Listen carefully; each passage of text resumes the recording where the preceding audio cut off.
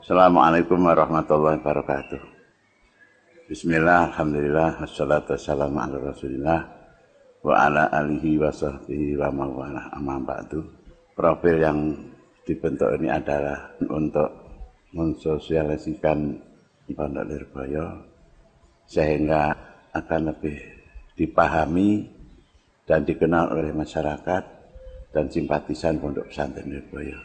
Yang tujuan utamanya adalah ikut serta masyarakat mendukung dan mendoakan supaya Pondok Pesantren Lirboyo tetap menjalankan fungsi dan tugasnya sesuai dengan apa yang diharapkan oleh para sesepuh-sesepuh Pondok Lirboyo. Terima kasih. Assalamualaikum warahmatullahi wabarakatuh.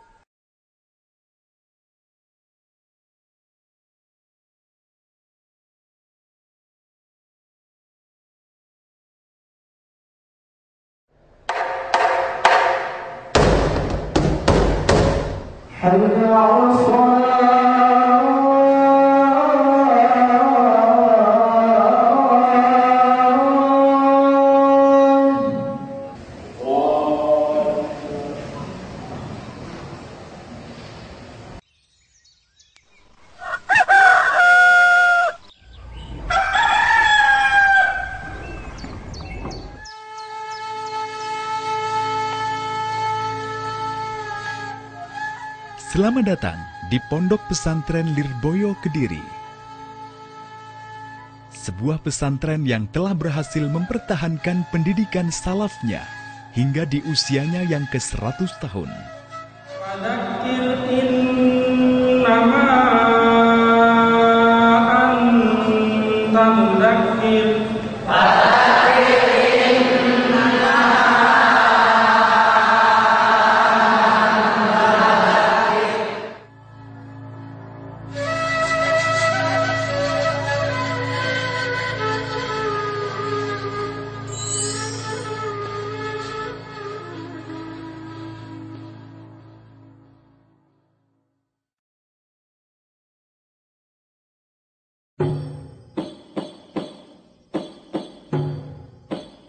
Pondok Pesantren Lirboyo didirikan oleh Kiai muda bernama Kiai Manap pada tahun 1910 Miladiah.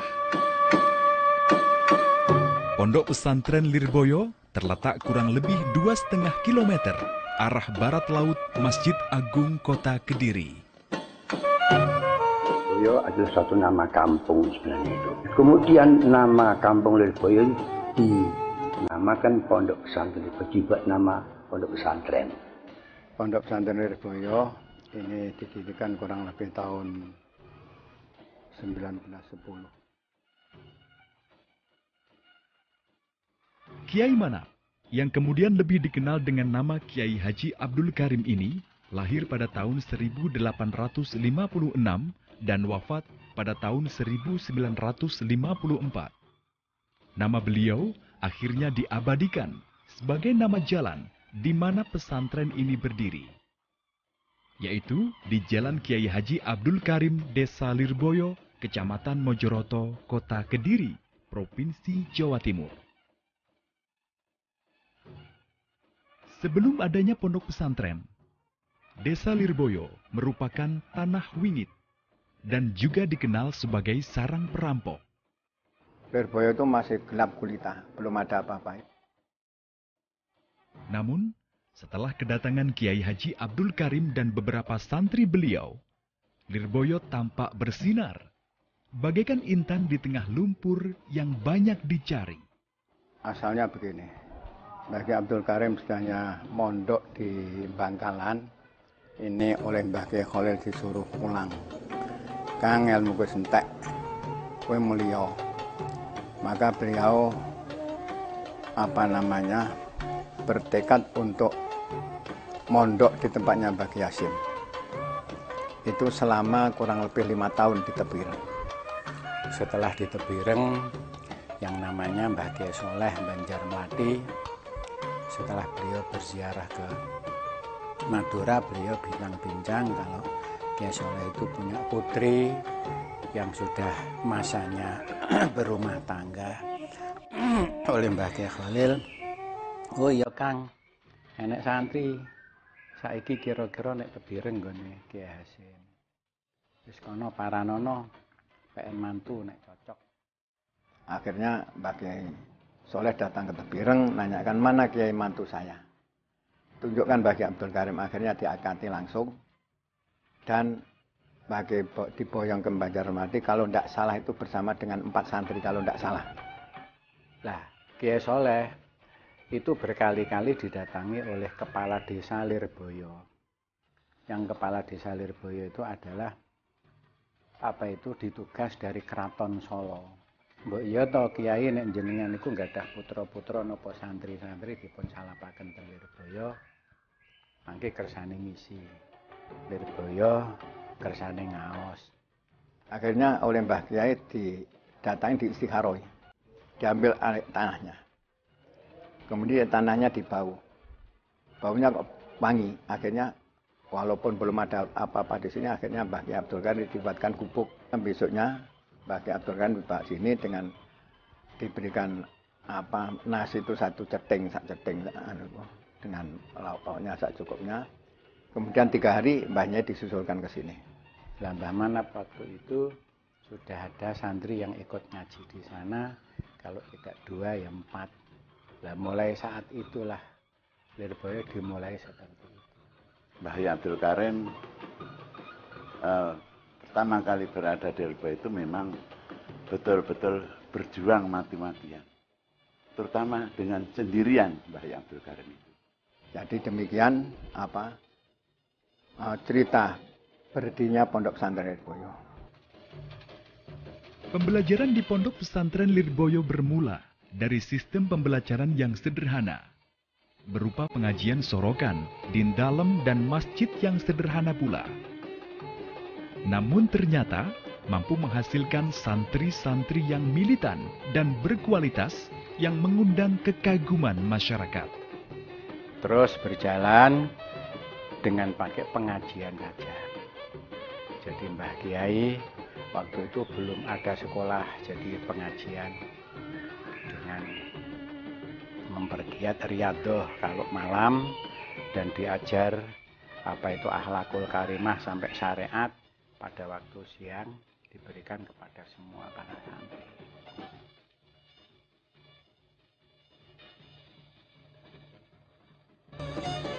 Dari sistem ini kemudian berkembang ke sistem klasikal, mengingat jumlah santri yang banyak dan berkemampuan berbeda. Setelah santri banyak,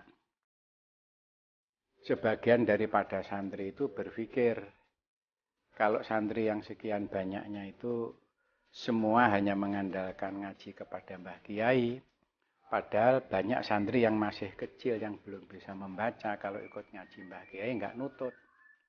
Maka kita harus mengadakan pengajian secara sekolah. Madrasah itu sudah akhir. Tahun 31. Sebelum tahun 31 itu didirikan 2 kali tapi tidak bisa berjalan. Pas abahnya Gus Maksum, Mbah Kiai Jauhari, itu sudah berada di Lirboyo. Beliau ikut memegang tampuk pemerintahan pondok pesantren. Nah, beliau coba didirikan lagi sekolah itu.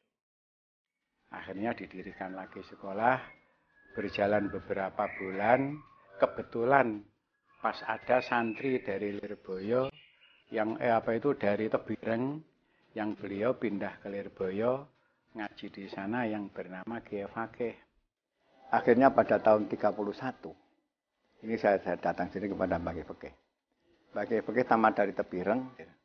Sampai di sini Mbah Kiai Fakih beneran Kang, iki bocah-bocah gurung iso nulis. Bocah sing gurung iso nulis ora ono nulis. Ora disuruh bangun madrasah. Ya mulai itulah. Sehingga setelah Mbah Kiai Abdul Karim melihat bahwasanya madrasah itu manfaatnya besar, beliau menulis dengan tulisan tangan sendiri. Beliau mengatakan santri sing durung bisa maca, durung bisa nulis wajib melu sekolah. Kemudian pada kalau tidak salah itu 42 apa 43 zaman Jepang itu. Nah, Mbah Zamroh itu pulang dari Termas ke Lirboyo. Hasil yang dibawa dari Termas yaitu masalah musyawarah dan masalah kaidah sorfiyah. Jadi yang membawa musyawarah sampai sekarang ada musyawarah itu Mbah Zamroh hasil daripada Termas. Terus alhamdulillah sekolah berjalan seperti sekarang. Dalam mengelola pondok pesantren Lirboyo, Kiai Haji Abdul Karim dibantu oleh dua menantu beliau, yakni Kiai Haji Marzuki Dahlan yang lahir pada tahun 1906 dan wafat pada tahun 1975, dan Kiai Haji Mahrus Ali yang lahir pada tahun 1907 dan wafat pada tahun 1985. Setelah itu, pondok pesantren Lirboyo menjadi lebih agung dan anggun dengan bangunan masjid berpintu 9.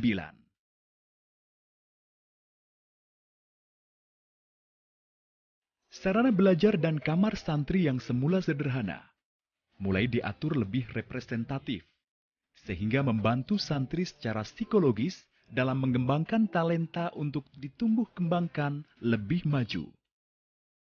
Begitu pula manajemen pesantren mulai ditata. Sistem pendidikan dan pembelajaran yang tertib dan manajemen terarah itu mampu mengundang santri dari berbagai penjuru desa dan kota di Indonesia. Bahkan di negeri jiran pun Lirboyo telah dikenal. Pondok pesantren Lirboyo, santrinya di induk dan unit-unit yang ada, putra maupun putri, tidak kurang daripada 10.000 siswa dan santri.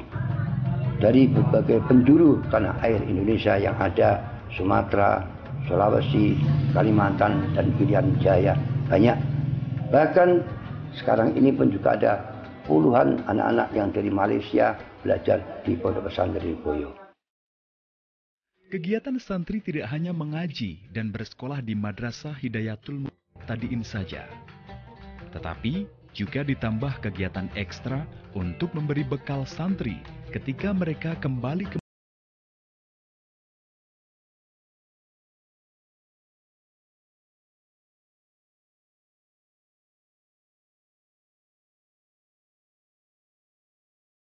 asah kebolehan berpidato, karya ilmiah dan lain sebagainya. Termasuk kegiatan jurnalistik seperti Mading Hidayah yang menjadi cikal bakal majalah Mishkat atau media informasi santri dan masyarakat yang kini tersebar ke seluruh pelosok negeri, bahkan hingga ke luar negeri. Sehingga santri mendapatkan kesempatan untuk mengembangkan diri sesuai potensinya. Berdasarkan visi dan misi, mencetak muslim intelektual yang beriman, bertakwa dan berakhlakul karimah, serta mampu mentransformasikan ilmu agama. Pondok Pesantren Lirboyo merintis Universitas Islam Tribakti pada tahun 1966, yang kemudian menjadi Institut Agama Islam Tribakti sejak tahun 1988 dengan Fakultas Dakwah, Fakultas Syariah, dan Fakultas Tarbiyah.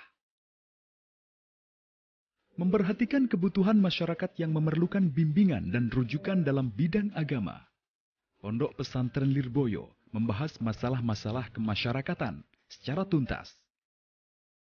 Diawali dengan pembahasan di Majelis Musyawarah Madrasah Hidayatul Muqtadiin atau M3HM, hingga Lajnah Bahsul Masail Pondok Pesantren Lirboyo atau LBM P2L. Pondok Pesantren Lirboyo juga berperan aktif dalam Bahsul Masail bersama pesantren lain.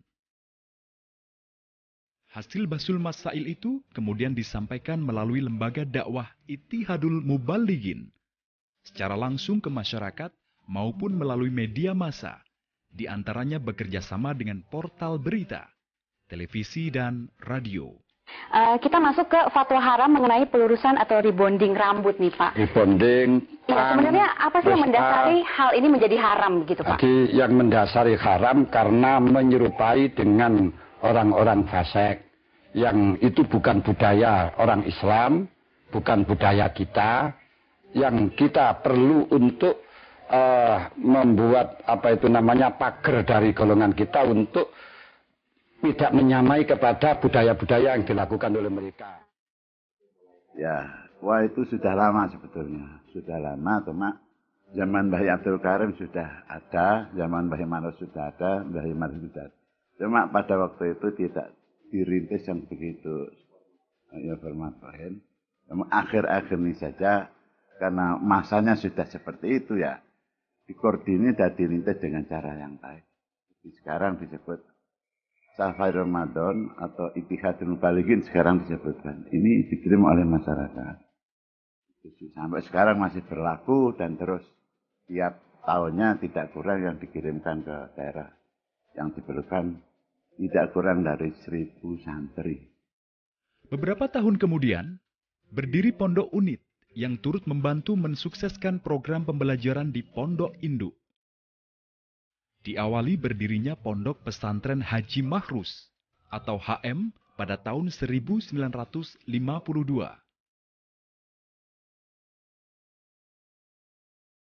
Pondok Pesantren Haji Yakub atau HY oleh Kiai Haji Yakub bin Soleh pada tahun 1978.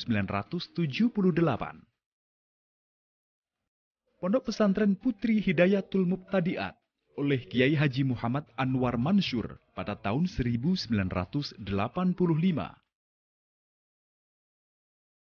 Pondok Pesantren Putri Tahfidzil Quran oleh Kiai Haji Ahmad Idris Marzuki pada tahun 1986. Pondok Pesantren Putri HMK oleh Kiai Haji Abdullah Kafabihi Mahrus pada tahun 1986. Pondok Pesantren HM Putra atau Al-Mahrusiyah oleh Kiai Haji Imam Yahya Mahrus pada tahun 1988. Pondok Pesantren Darussalam oleh Kiai Haji Ahmad Mahin Toha pada tahun 1993. Pondok Pesantren Salafi Terpadu Ar-Risalah oleh Kiai Haji Muhammad Ma'ruf Zainuddin dan Nyai Hajah Aina Ainaul Mardiah pada tahun 1995. Pondok Pesantren HM Antara atau Anak Tahap Remaja Kiai Haji Muhammad Anwar Mansur pada tahun 1996. Madrasah Murattilil Quran oleh Kiai Haji Maftuh Bahsul Birri yang berkembang menjadi Pondok Pesantren Murattilil Quran pada tahun 2009. Program-program yang ada di Pondok Pesantren Salafi Terpadu Ar-Risalah Lirboyo Kota Kediri adalah program pendidikan Al-Quran dengan memakai Rosam Usmani, pendidikan diniyah dengan mengikuti kurikulum Pondok Pesantren Lirboyo, dan pendidikan formalitas yaitu mulai dari SD, SMP, dan SMA dengan mengikuti kurikulum pendidikan nasional. Pondok Pesantren HM Antara ini satu pondok yang dikhususkan untuk menampung anak-anak yang memang masih butuh bimbingan secara khusus, berarti anak-anak yang masih dalam tahap remaja.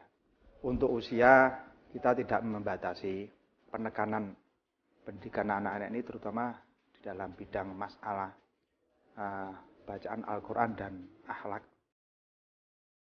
Di samping menaungi pondok-pondok unit, Pondok Pesantren Lirboyo juga menaungi pondok-pondok cabang.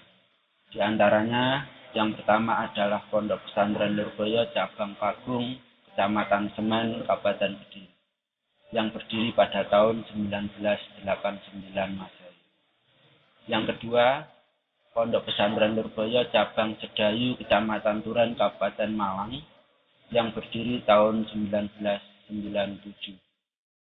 Yang ketiga, Pondok Pesantren Lirboyo Cabang Sidomulyo, Kecamatan Bakung, Kabupaten Blitar, yang berdiri tahun 2006. Pondok Pesantren Lirboyo ada seperti saya ini sanawiyah dan aliyah formal. Timbul juga di Ar-Risalah juga ada SMP dan SMA. Ini adalah pengembangan daripada Pondok Pesantren Lirboyo yang dikembangkan oleh unit-unit untuk yaitu memberikan pelayanan kepada masyarakat dalam menuntut ilmu-ilmu agama yang ada. Pondok pesantren HM Makrusia bersamaan dengan pondok-pondok pesantren unit yang lain seperti pondok HMK, HM Antara, HY, dan HM Muqtadiat. Jadi ini tidak ada lain adalah satu grup di bawah naungan pondok pesantren induk pondok besar yang mana tidak lain adalah sebagai penampungan anak-anak yang ingin dia sekolah formal dan sekolah diniyah. Dalam konteks untuk menguatkan pondok Lirboyo supaya saling bahu membahu, saling kuat menguatkan, saling mengembangkan. Yang jelas yang penting pondok-pondok unit itu juga afiliasinya ke pondok induk, menguatkan pondok induk. Hingga kini, Lirboyo yang berkembang dengan pesat tidak pernah meninggalkan prinsip utamanya, yaitu pembelajaran secara salafi. Jika pesantren lain telah mencoba menyamakan diri dengan pendidikan formal di bawah naungan suatu departemen atau kementerian pemerintah, maka Lirboyo tetap berpegang teguh dengan kurikulum salafnya yang justru semakin diminati oleh masyarakat luas. Ilmu yang diajarkan, yang pertama kali yang dibawa oleh pendiri itu adalah ilmu, ya ilmu agama itu. Hakikatnya, ya, pewaris yang diberikan kepada sesepuh itu bukan pondok hakikatnya, tapi ilmu. Nah, nanti apa gunanya kita tetap mempertahankan pondok, sedangkan ilmunya tidak kita wariskan. Ini alasannya Lirboyo tidak mau, bukan karena Lirboyo itu benci dengan umum, bukan. Atau benci dengan, tidak mau dengan itu, bukan. Hanya karena ngiman, kalau Lirboyo terjun ke sana pisan, siapa nanti yang seperti Lirboyo itu. Kini, di usianya yang ke-100 tahun, Pondok Pesantren Lirboyo dengan berpedoman kepada prinsip Al-muhafadzatu alal qadimi sholeh wal ahlu bil jadidil aslah. Pondok Pesantren Lirboyo senantiasa berusaha mengembangkan kepribadian Rasulullah ke dalam jiwa para santri, membina masyarakat, mengikuti dan menyesuaikan diri dengan perkembangan ilmu dan teknologi. Pondok Pesantren Lirboyo secara menyeluruh keberadaannya adalah sampai sekarang sudah berusia 100 tahun atau dikatakan 1 abad. Di mana Pondok Pesantren Lirboyo 1 abad ini mengalami beberapa masa-masa yang bermacam-macam. Sedangkan Islam ini yang kuat, Islam yang masih relevan dengan ajaran Islam adalah pesantren. Ya, harapan saya Lirboyo itu pelajarannya sudah tinggi, namun bagaimana para santri itu bisa mengembangkan di daerahnya masing-masing. Kita mengharapkan kepada seluruh keluarga, khususnya dzurriyyah dari Mbah Abdul Karim, menegakkan niat, menguatkan niat untuk melaksanakan apa yang telah dibawakan oleh sesepuh kita. Itu kata Mbah Lirboyo nasihatnya, ad-dhamir fid-dhamir. Faman lam ya'rif marji ad-dhamir falaysa lahu dhamir. Itu artinya dhamir itu di hati. Jadi tidak usah saya beri inau sunin di candane. Nek wong sing ora ngerti panjang kan di hati.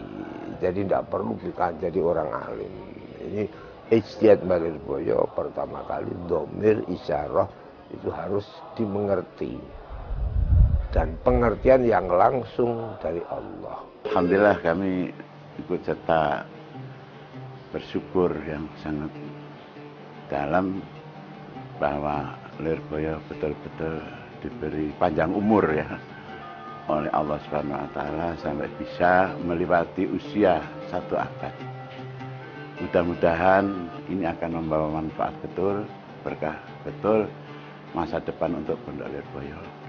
Pesan saya mendalam saya sebagai sama-sama dzurriyyah, sama-sama putra wayah daripada Mbah Abdul Karim, siapa yang akan menjadi pengasuh, siapa yang akan mengajar di Lirboyo, kami persilahkan siapa saja. Pokoknya yang penting mereka yang istiqomah di pondok pesantren dan beliau sanggup mengajar, ngaji kitab kepada santri-santri, utamanya membimbing jamaah dalam tiap-tiap waktu. Lirboyo, masihkah tebu-tebu berderet manis sepanjang jalan menyambut langkah gamang santri anyar menuju gerbangmu? Ataukah seperti di mana-mana telah digantikan bangunan-bangunan bergaya Spanyolan dan pabrik-pabrik yang angkuh? Lirboyo, masihkah mercusuar Petromax sepanjang bambu, setia menunggui para santri bersaharul layali? Ataukah tentunya neon-neon benderang kebiruan yang berjaga kini, seperti bola-bola lampu menggantikan teplok-teplok godaan? Lirboyo, masihkah beberapa santri menghafal Iqlal di tengah rerumpun tebu dan senandung matan-matan Alfiah dan Imriti membuai merdu? Ataukah seperti di mana-mana telah digantikan lagu-lagu Melayu lewat transistor bawaan teknologi canggih masa kini? Lirboyo, masihkah perdebatan pendalaman dalam halqah-halqah musyawarah menghidupkan malam-malammu penuh semangat dan gairah? Ataukah seperti di mana-mana diskusi-diskusi syarat istilah tanpa kelanjutan dinilai lebih bergengsi dan bergaya? Lirboyo, masihkah santri-santri bersama melakukan salat setiap waktu memburu derajat-derajat ganjaran yang berlipat 27? Ataukah seperti di mana-mana semua orang seperti tak punya waktu memburu saat-saat kesendirian untuk diri sendiri? Lirboyo, masihkah penghuni-penghunimu percaya pada percikan sawab berkah Mbah Mana, Mbah Marzuki, dan Mbah Maharus rahimahumullah? Ataukah seperti di mana-mana itu tidak mempunyai arti apa-apa, kecuali bagi dikenang sesekali dalam upacara haul yang gegap gempita? Lirboyo, masihkah senggotmu terasa berat bagi penimba, ataukah justru lebih berat lagi? Lirboyo, kaifal hal? Bagaimana kabar Gus War, Gus Idris, Gus Imam, Gus Maksum? Lirboyo, di mana-mana kini tersebar Mbah Manap. Di mana-mana kini tersebar Mbah Marzuki.